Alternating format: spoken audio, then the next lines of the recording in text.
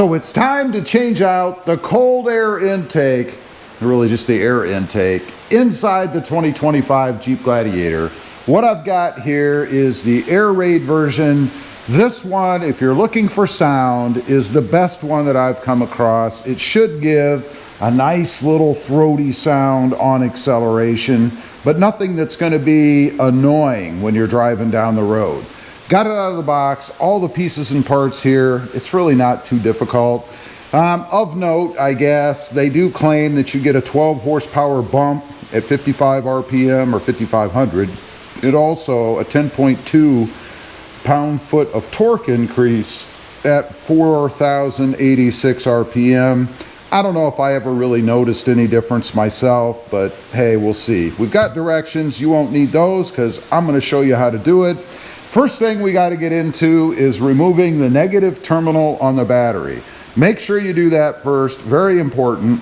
It takes just a 10 millimeter socket, pretty easy to do. You just want to crank it to the left a little bit to loosen it up, and then just pull that up and make sure that you locate it far enough away from the terminal that it doesn't accidentally reconnect while you are doing what you're going to do with the cold air intake. Now, as far as the instructions go, we will follow along with what they say. Number one, of course, was to remove the battery, negative cable. Next is to disconnect the inlet air temperature sensor. That is your MAF sensor. Now, it says here, let's see, to do that and then unhook the wiring harness from the intake plenum. Two holders right here on the plenum. You want to pull those up and out as well to get the MAF sensor separated from the tubing. Make sure you take care with this thing. I think a lot of times when people have problems with check engine lights or things like that, it's because they don't put the MAF sensor back in correctly or maybe damage it when they're taking it out. First thing we're going to want to do is disconnect the MAF sensor right here. There's just a little nub you push in right here on the side. That should release it out. So you just push that in with your finger, hopefully, and you should be able to disconnect it like so. That's it. And then we're going to disconnect these two holders right here. Pry tool and a pair of needle nose pliers to get these out. They do not have any pinch things on the other side. You can see they're a little mangled. They're meant to go in once and that's it. So just pull them out of there. Next, we have to remove these two screws, and then we're going to disconnect the line here on the left. That, I believe, just pushes in and pulls out. There are a couple of steps that the directions seem to have left out, so a good reason to watch this video. Right back here, you see this plug right here, or this holder. That needs to be removed as well because this whole unit is going to come off, and it's connected to this hose. So you have to remove this holder here, and then you have to loosen the clamp for the throttle body here. You have a bolt over here to the left of the air intake. You want to remove this one as well.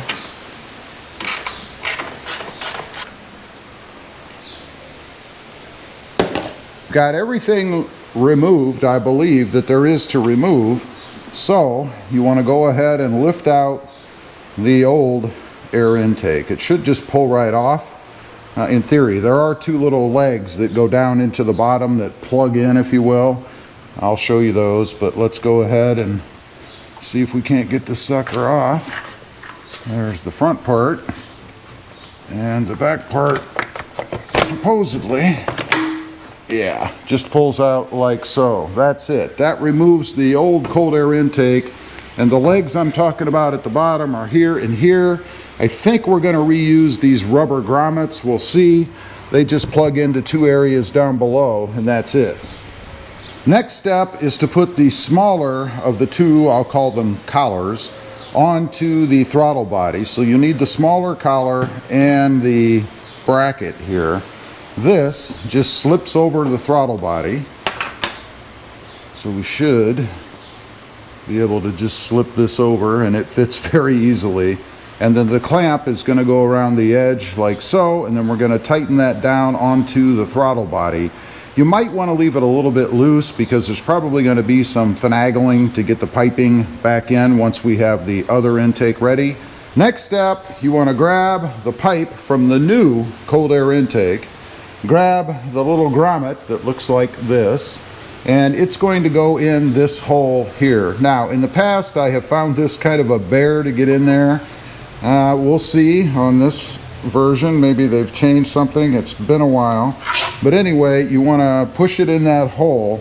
I have literally spent probably half an hour to an hour doing this in the past. I don't think it's going to take that long this time. Maybe chalk that up to experience. But you want to go ahead, put this in. This is where your MAF sensor is going to go in. Now we have to take out the MAF sensor. It does rotate. This little pointy thing here rotates up towards this notch. Kind of hard to do with your hand.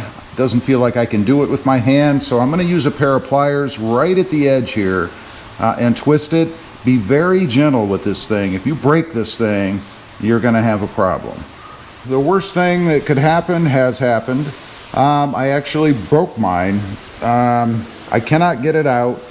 It actually broke down here towards the bottom. I tried to twist it off, would not give, and then the little pointy part that was here, I tried to leverage that against this edge and it broke as well.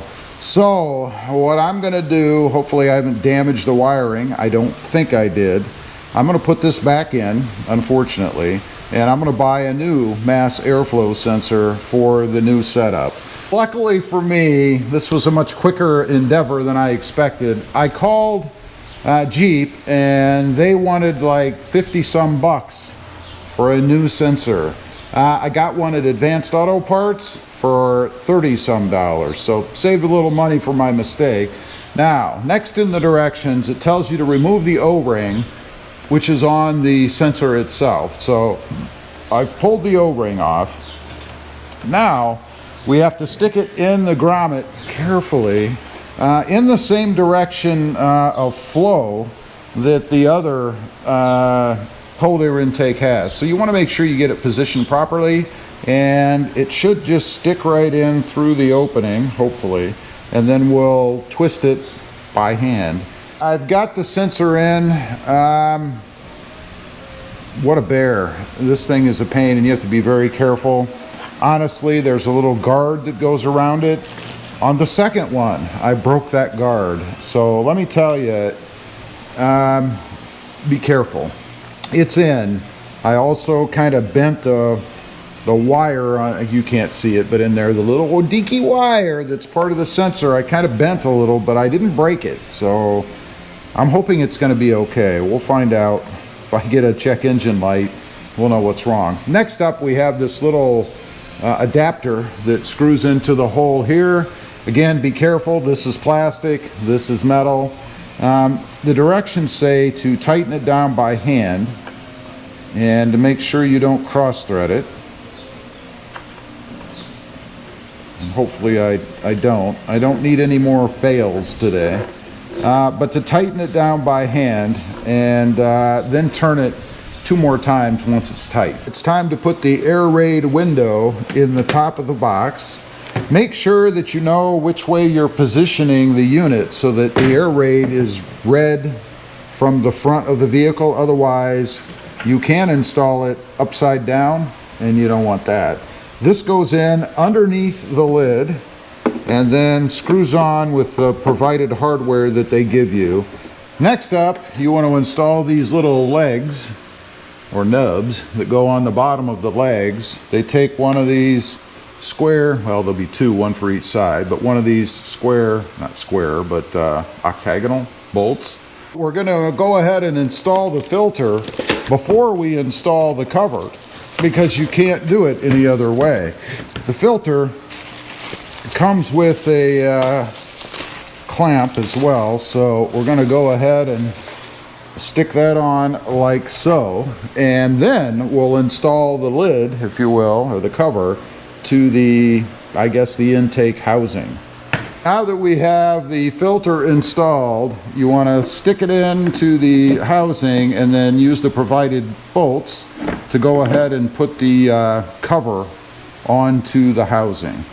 Next up, we need to remove this second bolt here because we're going to replace it with this little nubby thing that this screw is going to screw into, I am assuming, through, yeah, right here on the edge, through the edge of the intake. That's just to kind of stabilize it a little bit. So this, I believe, is a 10 millimeter. It is. We'll remove that and put the little nubby thing in. Here's the little nubby thing installed right there. This is another area where the directions are a little vague, I think. When you took off your original, there are a couple of little rubber nubs here on the bottom I may have mentioned earlier. You need to remove these and place them in the holes in the bottom of where you're going to mount the new intake. You can see the hole right there and the hole right there. That's where these are going to go. So let me do that, and then we're ready to set the box inside. We've got the box set inside with the little legs and those little nubby things I showed you. That last screw, and you should have one left, is going to go in through the side of the box here into this little rubber nubby thing that you put on. I will tell you that trying to do this, once again, make sure you don't drop your screw down in here somewhere, and that's easier said than done. Probably the second hardest thing to do other than that grommet and the mass airflow sensor. Next is just to go ahead and put the tubing on and we'll be done. We have the grommet here that goes on the end of the filter. It's going to go on right here along with the clamp, and then the tubing is going to fit inside and go over and fit inside there, and then we just need to connect up our connectors and we'll be finished. All that's left now is to hook up the hoses. Make sure we get these back on correctly. That one snapped, you heard. And then we have the mass airflow sensor, or what's left of it. Let's plug that in. That's it. Everything is done, I believe. I'll double check my work. Tightened up the brackets, all of them. Tightened up the screw over here. Set the feet. By the way, it holds in there good.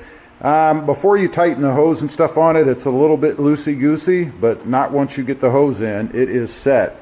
Everything else is good. Fits right over the fan shroud like it's supposed to. One thing I will say about this particular setup and many of the others, obviously if you need to change the filter, which shouldn't be often, I mean, you know, these are designed to go for thousands and thousands of miles, you do have to actually remove the tube and remove the cover here to be able to access that filter to get it out. So just a word of caution for the future. Some of them come, and this one should too, to be honest, with a lid on top here that you can pull off. It's really the only downside that I can see to this one, or I don't know.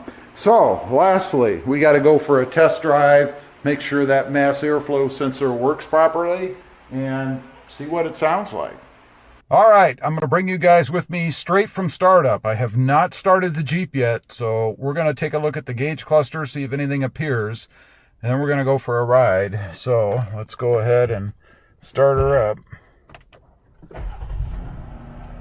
We're looking for check engine lights, anything crazy that might appear on the gauge cluster. Again, I am really hoping not, but you know, I did bend the little sensor electrodes or whatever the heck it is on the mass airflow sensor, so we'll see. There are no check engine lights or anything, so let's go for a ride and see what this thing sounds like. I'm going to give you the sound from a takeoff. There is a pronounced difference. Have a listen.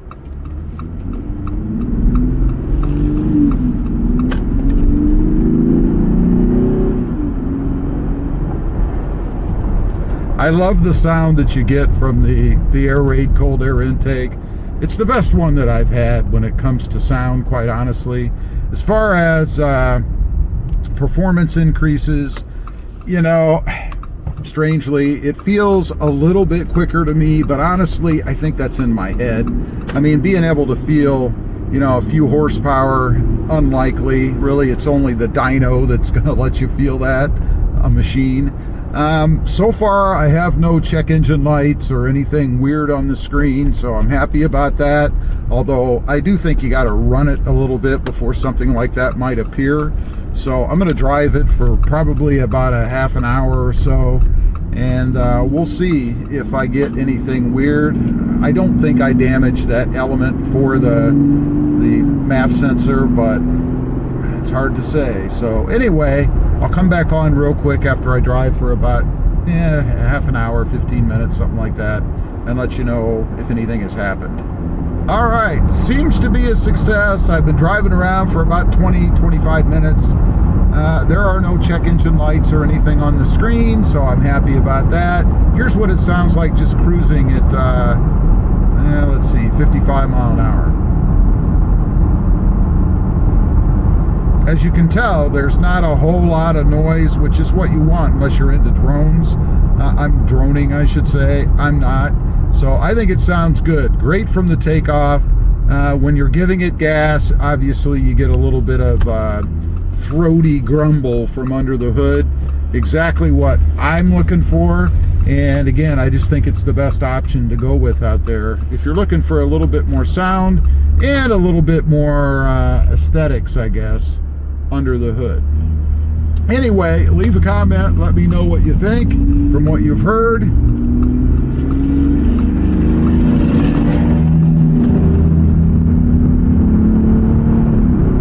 Do you think it's worth it or not?